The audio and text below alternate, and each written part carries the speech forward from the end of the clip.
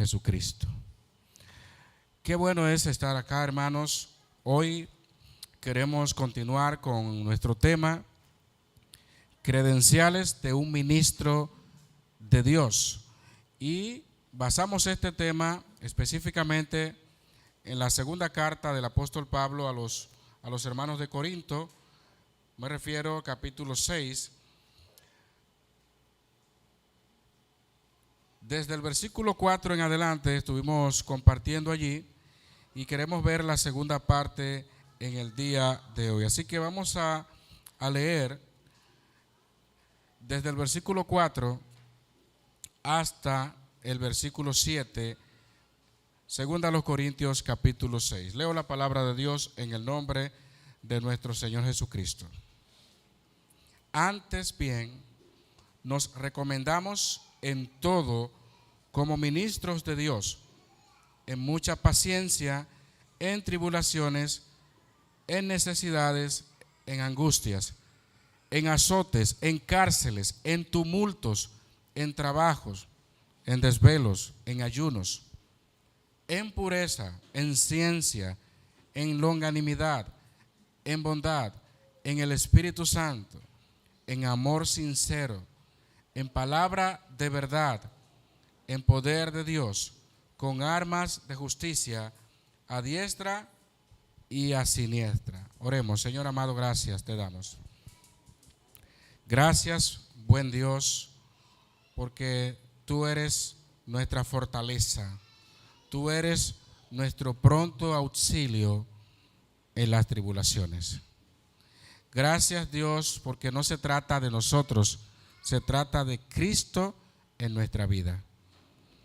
Y hoy, Dios amado, queremos una vez más rogarte que sigas instruyéndonos según tu palabra, que nosotros podamos mirar más allá de lo que muchas veces como humanos vemos, que podamos poner nuestra mirada en Cristo y ver este mundo desde la perspectiva correcta. Cada día vemos cómo el mundo va convulsionando, cómo el mundo se deteriora en todo el sentido de la palabra. Y se hace necesario, Dios, que nosotros, como hijos tuyos, vivamos una vida digna del Evangelio. Perdónanos si en algún momento nos hemos dejado guiar o llevar de la corriente de este mundo. Hoy estamos aquí, Dios, rogándote que ponga en nosotros un corazón sincero y dispuesto a correr y a pasar todo lo que sea necesario por causa del Evangelio. Porque al final entendemos, como decía el apóstol Pablo, para mí el vivir es Cristo y el morir es ganancia. De manera que entendamos que sea que vivamos o que muramos, del Señor somos. Y habremos de glorificarte donde quiera que estemos. Que miremos esta vida desde tu perspectiva y que nos ayudes, Dios, a apartarnos de toda clase de mal. Que nos ayudes, Dios, a tomar las decisiones correctas para poder encaminarnos en el bien y en las cosas que contribuyen a la mutua edificación. Hoy estamos delante de ti, Señor, y también ponemos a aquellas personas que no te conocen para que extiendas tu misericordia sobre ellos. Solamente por tu ayuda y por ti, Señor, estamos aquí. Gracias, buen Dios. En el nombre de Jesús. Amén. Amados hermanos, como bien mencionamos la semana pasada, estamos hablando sobre credenciales de un ministro de Dios. Hoy en día, cualquier persona se hace llamar apóstol, cualquier persona se hace llamar salmista, cualquier persona se hace llamar pastora o de lo que sea. Sin embargo, la Biblia nos da una clara referencia de cómo nosotros podemos probar a alguien que realmente es enviada o es enviado de Dios, a alguien que está haciendo las cosas según Dios. Porque déjenme decirle, mis amados, que estamos en una época bien difícil, en una época donde en los patrones bíblicos y el ejemplo de Jesús cada vez más se están tergiversando a la manera del hombre y no a la manera de Dios. Y como muchas de las cosas que vemos de las estrategias de Satanás, no siempre la lucha viene desde afuera hacia adentro, sino que Satanás también sabe obrar desde adentro. Como decía Judas, que personas que entran encubiertamente para convertir esta gracia ¿en qué? En libertinaje. Y por eso también se hace necesario traer a nuestros días esta declaración que hace Pablo, donde él mismo dice en el versículo 4, nos recomendamos en todo como ministros de Dios. Y comienza a enumerar una serie de cosas que los ministros de este tiempo niegan de que un creyente, un verdadero cristiano puede pasar. Porque pareciera que en el pensamiento de la gente, muchos cristianos cuando están padeciendo o cuando tienen muchas dificultades en su vida, lamentablemente lo ven como sinónimo de pecado. Lo ven como sinónimo de que algo anda mal, porque es que no es posible que si tú eres hija de Dios, bajo el argumento del mundo, ¿cómo tú vas a vivir de esa manera? O vas a pasar más bien por todas estas cosas. Y el mismo apóstol Pablo tiene que decir, en mucha paciencia, lo que enumeramos la semana pasada, en tribulaciones, en necesidades, en angustias, en azotes, en cárceles, en tumultos, en trabajos, en desvelos, en ayunos. Pablo tenía un currículum de vida para demostrar que él no era un falso apóstol. Y que por otro lado, hoy podemos entender de que no necesariamente porque usted esté en necesidades, porque una persona cristiana esté en una cárcel, o esté en tumulto, o esté en desvelos, o esté en necesidades profundas de hambre, ya por eso las cosas andan mal. Quizás para nosotros uno de los ejemplos más contundentes de demostrar que la vida cristiana implica padecimiento y que vivir para Dios no necesariamente garantiza estar bien, quizás económicamente en esta tierra, está en el hecho de lo que pasó en la vida de Job. Dice la Biblia que era un hombre justo, era un hombre que andaba derecho por el camino del Señor. Y ya usted sabe lo que hizo Satanás. Dios mismo le dio el permiso.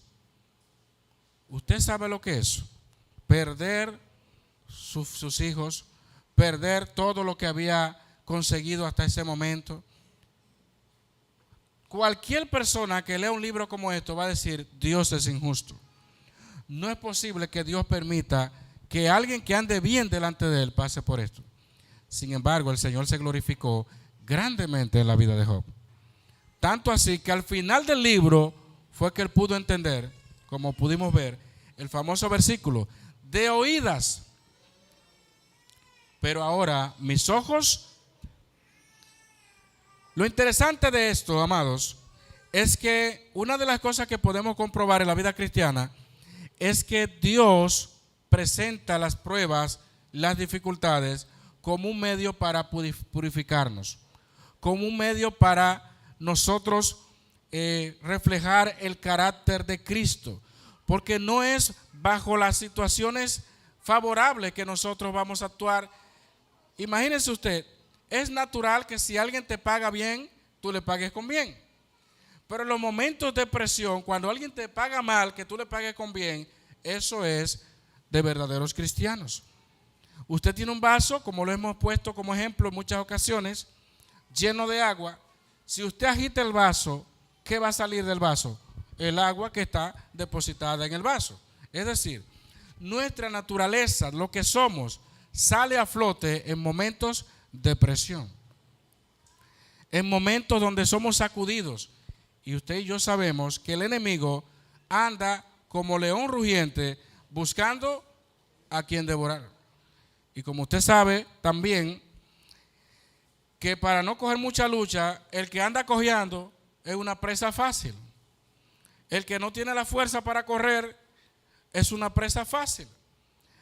Y conoce Satanás las estrategias necesarias para que todas las cosas que nos afectan, ponérnoslas de frente y que por ahí caigamos. Que hay una persona que tiene problemas con la ira. Ese es un blanco perfecto para el enemigo. Le pone personas para que en el tránsito le digan una mala palabra y ya usted sabe lo que sucede. Pero nosotros muchas veces ignoramos las maquinaciones del enemigo y estamos ajenos a lo que él puede estar provocando para que esa debilidad que tenemos salga a flote. Satanás nos tienta, el Señor nos prueba. Son dos cosas distintas. Pero la tentación de Satanás es para sacar lo peor de nosotros. La prueba de Dios es para sacar lo mejor y que seamos igual a Cristo. Y ahora, en esta segunda parte, luego de que el apóstol Pablo enumera una serie de situaciones que tuvo que pasar, porque no era para menos. Lo que Pablo estaba presentando, el evangelio, era algo muy distinto a lo que muchos que escuchaban ya habían aprendido toda la vida. Y venir a alguien y decir que nada de lo que hacemos vale la pena, era de alguna manera u otra buscando situaciones, pero había que hacerlo. Porque predicar el evangelio, hermanos, muchas veces nos va a llevar a situaciones difíciles. Y cada vez será peor, porque hay personas que usted le predica la palabra, que usted le habla de que tal cosa está mal, y la gente prefiere morir en sus delitos y pecados, por no aceptar la realidad de que están mal delante de Dios. Pero ahora yo quiero que veamos las cualidades. Al principio vimos las vicisitudes que pasa un ministro de Dios. Ahora vamos a ver cómo se refleja eso en su vida, en su carácter. Y para eso vamos al versículo 6.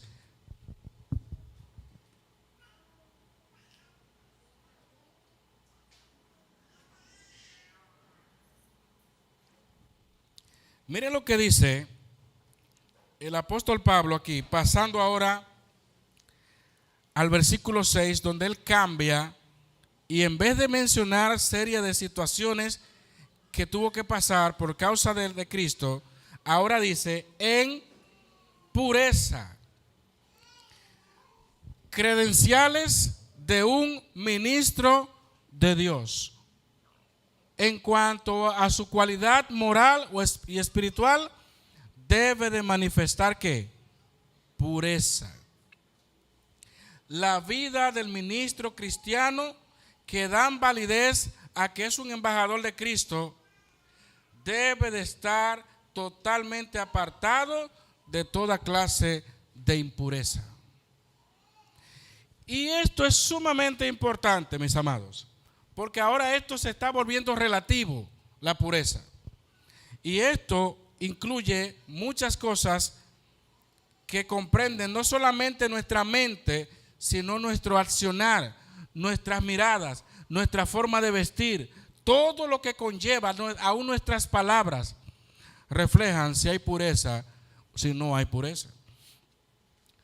Un buen ministro de Dios con un lenguaje peligroso y tirando piropos y haciendo cuidado con eso. ¿Usted sabe lo que le dijo el apóstol Pablo a Timoteo en una ocasión?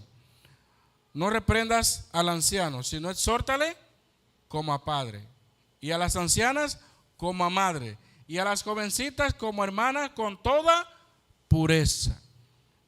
Una persona que es ministro de Dios debe de tener pureza en sus palabras, en todo lo que hace. Yo le voy a decir algo, hermanos, es vergonzoso lo que estamos viendo hoy día. Es vergonzoso que aún los mismos impíos se están haciendo eco de esto, con una serie de personas que se llaman ser cristianos y la forma en que van vestidos a la iglesia parecen más impíos que los mismos impíos. Donde dicen, pero y esa no es pastor y mira cómo anda vestida. Y ese no es pastor y mira, ese no es un líder y ese no es, y mira cómo habla. Un verdadero cristiano debe de tener y en su carácter algo que no debe de faltar es la pureza. Y ahí debemos de pensar mucho, hermanos, porque estamos viviendo tiempos peligrosos, tiempos difíciles, donde lo que nosotros le llamamos pecado, ya hay iglesias que dicen que eso no es nada. Ya hay líderes que incitan a la iglesia a pervertirse. Y por ahí hay grupos religiosos que dicen, pero Abraham tuvo varias mujeres. Pero David, un hombre conforme al corazón de Dios. Y comienzan a tergiversar la Biblia a su manera. Iglesias que promueven la poligamia, otras han tenido persecución en el tiempo por esto. Pero hermanos, todo creyente, todo verdadero ministro, toda persona que ocupa funciones en la iglesia o en cualquier parte, debe de mantener una vida de pureza. Cuidado si nos hemos acostumbrado a cosas indebidas.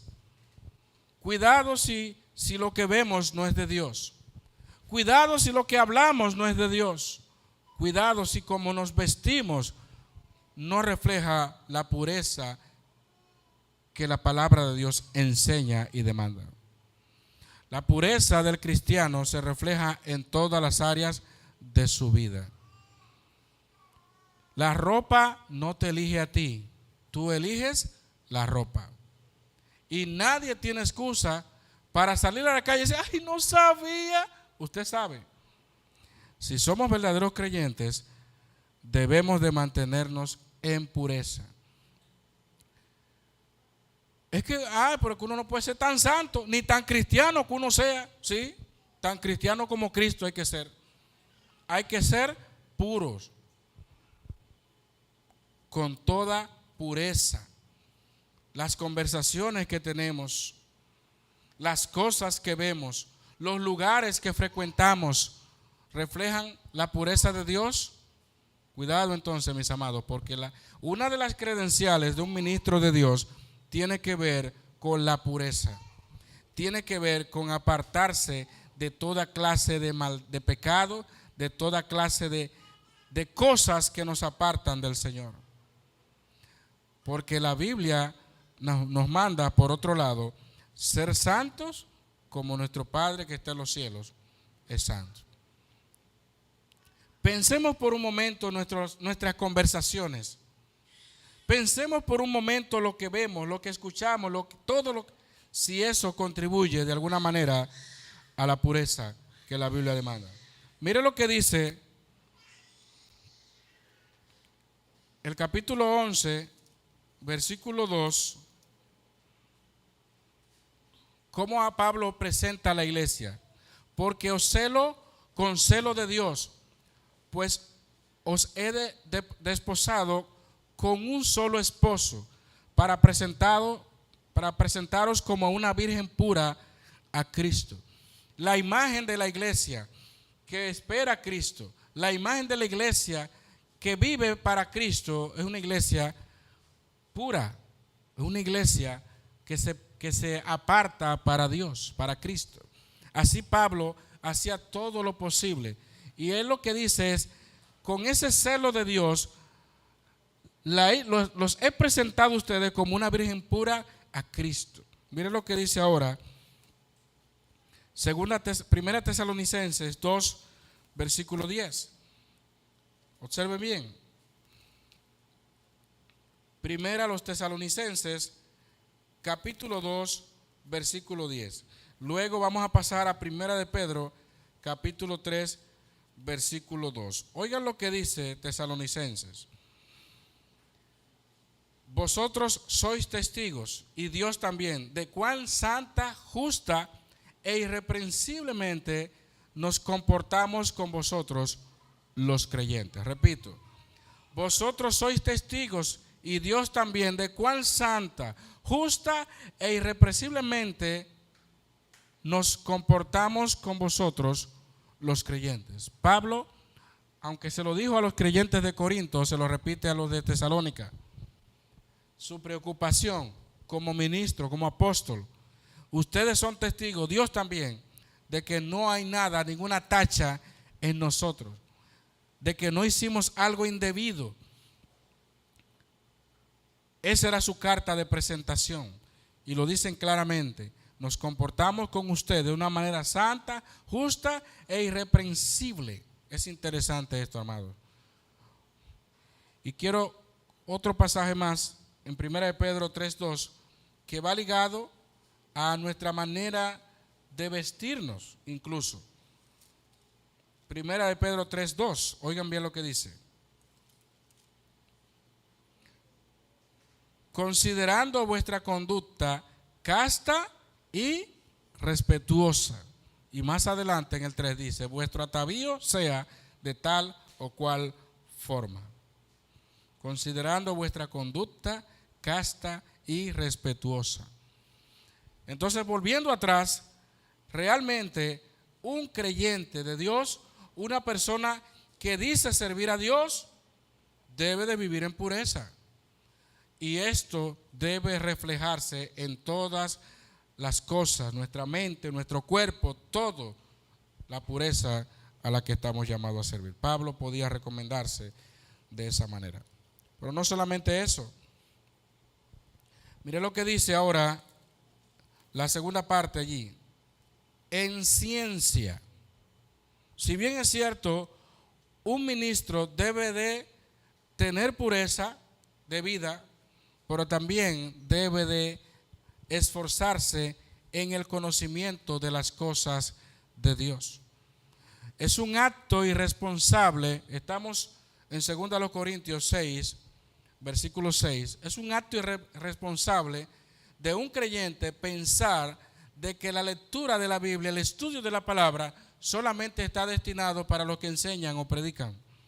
Todo creyente debe de ser y esforzarse por conocer cada día más la palabra de Dios. En el conocimiento del reino, todo lo que incluye el ámbito de la verdad que ha sido revelada de Dios en las Sagradas Escrituras. Alguien dijo: la verdadera religión no prospera en un régimen de ignorancia. Usted y yo debemos de esforzarnos, de aprender cada día, cada año, trazarnos una meta de cosas que yo no sé o que no entiendo de la Biblia, hacer una lista para que cada año pueda yo buscar, investigar, buscar ayuda para poder entenderla. Pero no podemos pasar años, hermanos, en el Evangelio y no saber lo que significa Juan 3:16. Nunca haber estudiado ni qué significa ese versículo. Y lo citamos mucho. Y en esta parte, hermanos, hay muchas iglesias, porque Pablo está hablando de credenciales de como ministro de Dios. Pero ahora mismo, cualquier persona sin conocimiento de la palabra, sin conocimiento de todo lo que el consejo de Dios está establecido aquí, agarra 50 sillas y empieza a pastorear. Porque es una persona muy movida, porque es una persona de mucho fuego y ya es un ministro de Dios. Lo encomiendan porque tienen arrastre, pero de la palabra de Dios no tienen absolutamente nada. Y lamentablemente hay muchas iglesias llenas de personas que lo que vienen a hacer chistes al púlpito. Personas que no tienen nada de la palabra de Dios y te agarran un versículo en Génesis y te pasan por la viuda de Sarepta, el arca de Noé, te hablan de Daniel en el foso de los leones y el tema es la familia. Y todos los días ese relajo y todos los días esa broma a la hora de enseñar la palabra y nada de conocer las verdades profundas y reales del Evangelio. Un verdadero ministro también debe de tener conocimiento, por eso dice en ciencia, y no estamos hablando en sentido general, porque usted va a decir, bueno, ciencias naturales, ciencias sociales y una serie, no, está hablando del conocimiento de la palabra de Dios, de las cosas profundas de Dios que revelan y que están aquí escritas. Por eso todo creyente, aunque no llegue a ser un líder, un pastor o cualquier otra de esas funciones, debe de ser como los bereanos, que escudriñaban cada día las escrituras para ver que si esas cosas eran así. Si muchos creyentes en esas iglesias donde no se enseña la sana doctrina comenzaran a estudiar y decir, pero lo que está diciendo el pastor, ¿cómo es esto? Donde el tema principal es el diezmo, donde el tema principal es otras cosas para manipular y para confundir a la gente. Que Dios nos ayude, hermanos, a mantenernos en pureza y en el conocimiento fiel de la palabra de Dios. Pero Pablo también va a mencionar parte de lo que tiene que ver con el carácter, en longanimidad, que tiene que ver con esa resistencia, capacidad para soportar con paciencia todas las vicisitudes que sean posibles, las faltas, los fracasos, el desánimo o las dificultades que nos presentan la vida. ¿Ha orado usted alguna vez para que Dios le permita manifestar longanimidad? Ser resistente con paciencia. Todo esto Pablo también lo pudo desarrollar en medio de todos esos azotes y todas las pruebas y situaciones que vivió anteriormente. Porque como decía la semana pasada, usted quiere paciencia. Las dificultades, la prueba de vuestra fe, dice la Biblia, produce paciencia. Eso no se desarrolla solo, se ejercita en el campo de batalla. Lo mismo pasa con la longanimidad. Necesitamos fortalecernos en esto, hermanos, que muchas veces no tenemos esa capacidad para resistir en medio de los problemas, en medio de los fracasos, en medio de las desilusiones. Solamente el Señor nos puede ayudar a esto, porque nuestra naturaleza se desespera, nuestra naturaleza no resiste los problemas, pero con la ayuda del Señor todo es posible. Y eso es parte de la manifestación de Dios en nosotros, porque el impío, la persona que está sin Cristo, es muy difícil que tenga resistencia en momentos de dificultad. Hoy día más que nunca las personas están desesperadas y de cualquier cosa explotan en la calle. Andan como si fuera esperando el momento propicio para explotar. Pero si yo soy cristiano, yo tengo que pedirle al Señor que me ayude cada día a tener esa capacidad de la longanimidad. Pero también en bondad. Y esto es interesante, la combinación que hace Pablo, porque Pablo no desliga la pureza, la ciencia de otros atributos o cualidades que debemos de manifestar. En algunos casos, el mucho conocimiento, cuando hablábamos de ciencia, lleva a las personas al orgullo, lleva a las personas a la intolerancia. Hay muchos creyentes que afirman que conocen la verdad, pero sin embargo, por otro lado, no tienen ningún tipo de favor, ningún tipo de consideración, ningún tipo de bien hacia los demás. Y siempre tienen una argumentación o un argumento para todo, porque tienen tanto conocimiento. Pero hay momentos también de, como dice la Biblia, practicar la bondad, ser bondadosos. ¿Qué tanto yo puedo conocer las Escrituras o qué tan profundo yo puedo irme en la palabra de Dios que me olvide de que la Biblia me manda a tener bondad con los necesitados, a practicar el bien con los demás? Porque llegamos a un punto donde decimos, este no merece, este sí merece. Las cosas, Pablo la está aquí sincronizando. Usted tiene ciencia, tenga también bondad, tenga también longanimidad, haga el bien a los demás. Una de las cosas por la cual o de la manera en que afecta la doctrina a algunos grupos es precisamente en esto, el irnos al extremo. Hay iglesias que se enfatizan solamente en las buenas obras, en ayudar a los necesitados, pero nada de estudiar y en profundizar en el conocimiento de Dios. Pero hay otros que conocen mucho de la palabra, pero se olvidan de practicar el bien. es que la vida cristiana es íntegra.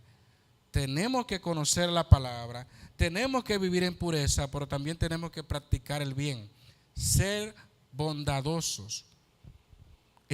A eso nos está llamando el Señor. Hay personas que se enojan fácilmente cuando no están de acuerdo con alguien o cualquier cosa. Aprendamos también a que no todo el mundo va a tener el mismo conocimiento al que usted ha alcanzado. Y muchas veces tenemos que practicar el amor, practicar la bondad, practicar todas esas cosas que el Señor también nos manda. Pero dice más, el apóstol Pablo muestra estas características y dice también en el Espíritu Santo. Evidentemente, un verdadero ministro, por demás está decir que debe de vivir bajo la guianza del Espíritu Santo. Un buen ministro de Dios no vive a su manera, no vive a su antojo. Y con esto quiero hacer un paréntesis, porque cualquier persona dice que es guiado por el Espíritu Santo hoy día. Y hay algo que nosotros no podemos olvidar. Todo el que es guiado por el Espíritu Santo debe de ser respaldado por lo que enseña la palabra de Dios. Hoy día hay personas que cuando pasa cualquier cosa dice, el Espíritu Santo me dijo esto. Fíjense que Pablo también hablaba de ciencia. El Espíritu Santo nunca te va a llevar a contradecir la palabra de Dios. Cualquier cosa que usted esté haciendo para Dios, pero que por otro lado esté contradiciendo las Sagradas Escrituras, usted puede estar seguro que no es la guianza del Espíritu Santo. Porque el Espíritu Santo, dice la Biblia, que nos va a guiar a toda verdad, no a toda mentira. ¿Y cuántas cosas la gente se inventa pensando que es el Espíritu Santo que le está diciendo? Personas que viven suponiendo cosas. Personas que viven hasta mirando hasta las nubes y dicen, pero mira el Espíritu Santo, mira qué número me está revelando. Todos se lo achacan al Espíritu Santo. Yo tuve un sueño por ahí, cuidado con eso. Porque hay sueños que yo estoy seguro que usted no cuenta, porque le daría vergüenza mencionarlo. Cuidado con eso, porque los que son de Dios, dice la Biblia, son guiados por el Espíritu Santo. Nosotros no vivimos al azar. Nosotros vivimos bajo la guianza del Espíritu Santo que nos lleva a parecernos a Cristo y que nos lleva siempre a la palabra. El Espíritu Santo no nos aleja de la palabra. Porque hay personas que han dejado hasta de leer la Biblia porque dicen que lo que el Espíritu Santo me diga, eso yo voy a hacer. Y hasta para predicar, no se preparan ni siquiera para eso, para que cuando abran la Biblia, donde el Espíritu Santo me diga, ahí está, lo que el Espíritu Santo me diga. El cristiano no vive así. Un ministro de Dios vive bajo la guianza del Espíritu Santo y evidentemente las demás cosas fluyen por sí solas. Cuando usted vive bajo la guianza del Espíritu Santo, evidentemente se aparta de todo pecado, vive en pureza, practica la bondad, el amor. Recuerde, el fruto del Espíritu, ¿qué es? Amor, gozo, paz, paciencia, benignidad, bondad, fe, mansedumbre, templanza, y así sucesivamente.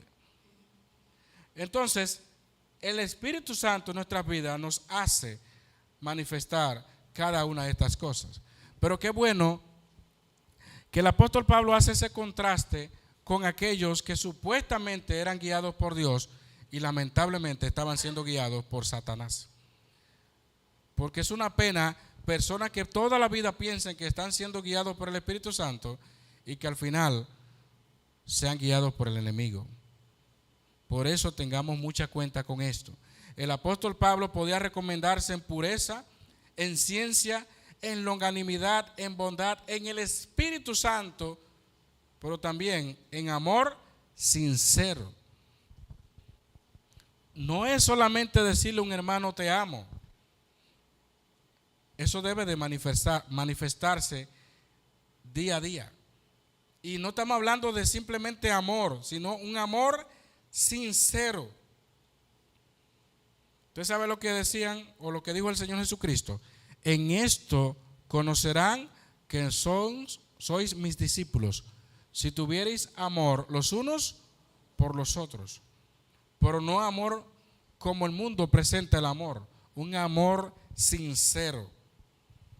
No es decirle que voy a orar por ti y no oro. No es decir te voy a ayudar y no ayudo. No es hablar mentira, no es fingir. El amor sea que sin fingimiento. ¿Cuántas cosas se fingen en la vida cristiana? ¿Cuántas veces nos saludamos? ¿Cuántas veces nos expresamos cosas buenas? Pero cuando estamos en la calle, en muchos de los casos hay personas que ni se conocen.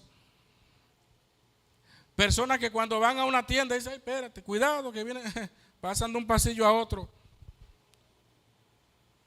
Amor sincero, hermanos. El amor sincero no se manifiesta dentro de cuatro paredes. El amor sincero se refleja en cualquier parte que nosotros estemos. Si ese es un hermano tuyo, si esa es una hermana en la fe o como sea, el amor sincero no se limita a un área específica. Usted va a practicar el amor donde quiera que esté. En palabra de verdad.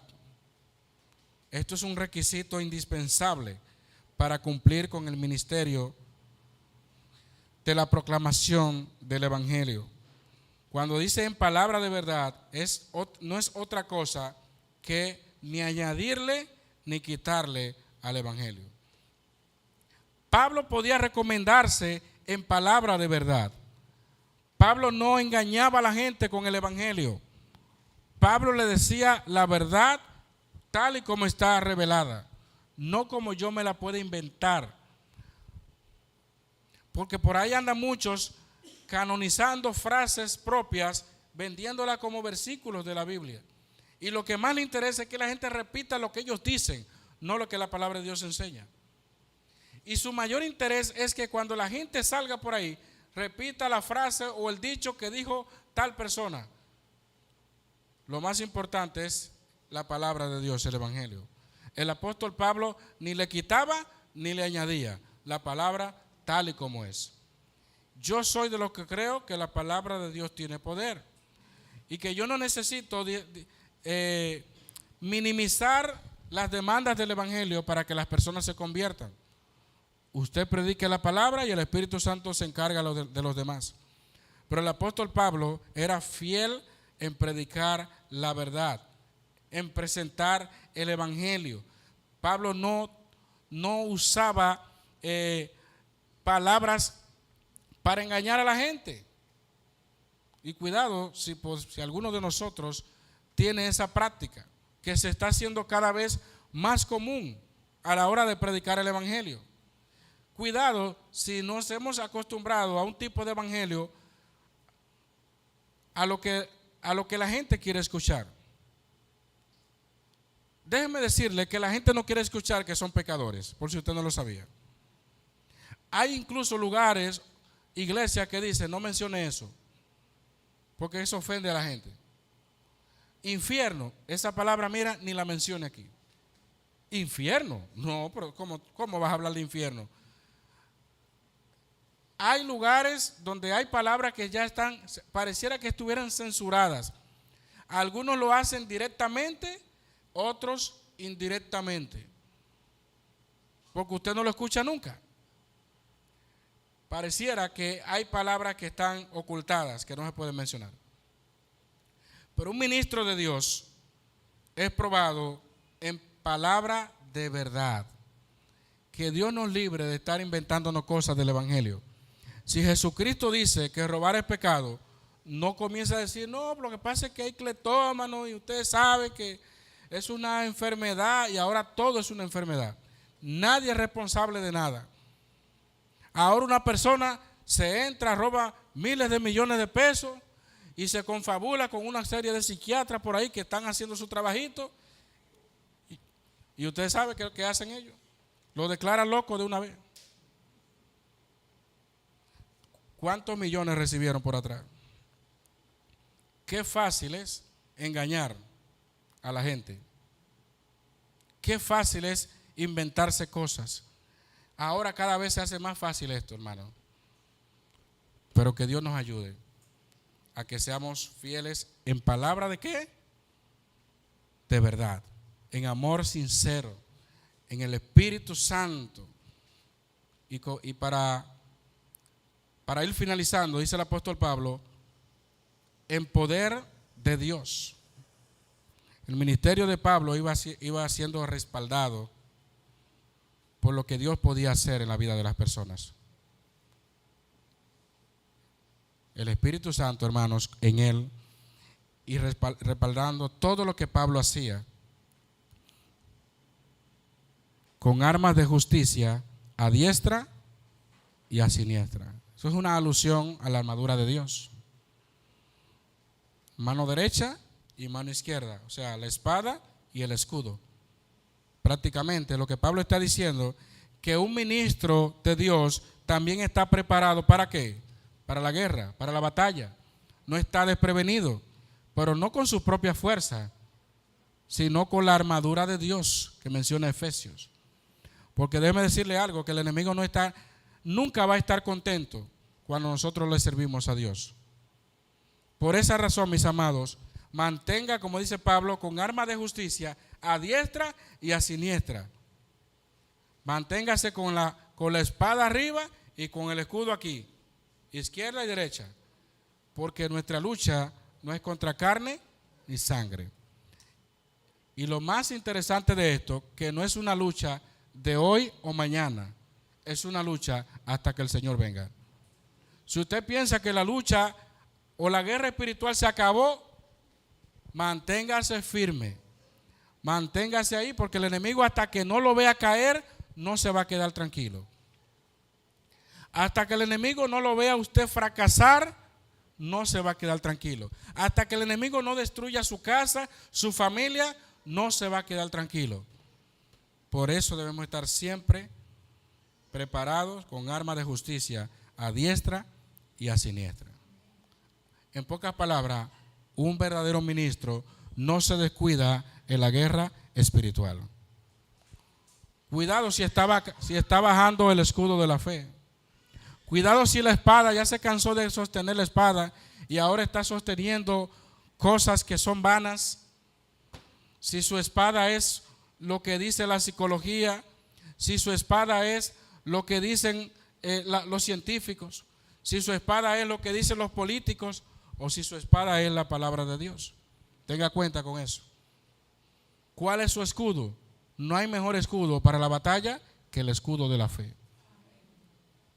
Por eso, mis amados, un verdadero ministro de Dios pasa por vicisitudes, pero también manifiesta estas cualidades morales y espirituales: pureza, ciencia, longanimidad, bondad, el Espíritu Santo, amor sincero, palabra de verdad, poder de Dios, arma de justicia a diestra y a siniestra. La pregunta que hago para finalizar: ¿reunimos nosotros todas estas características? Si somos ministros de Dios, si somos creyentes que enseñamos, que vivimos la palabra, que entendemos que Dios nos usa en tal o cual cosa, ¿estamos dispuestos por causa de Dios a pasar tribulaciones, necesidades, angustias, hasta cárceles, tumultos, trabajos, ayunos, desvelos? Cuidado, porque hay quienes que dicen por ahí: yo te puedo pasar alguna cuanta de esas, pero todas, ni tan cristiano que yo sea, dicen. Bueno, pues tenemos que ser tan cristianos como Cristo, cada día. Que Dios sea con nosotros, mis amados, y que Dios nos dé la fuerza, porque no se trata de nosotros, se trata de Cristo. Y Pablo nunca decía: esto yo lo hacía porque soy yo. Todo es por la gracia del Señor.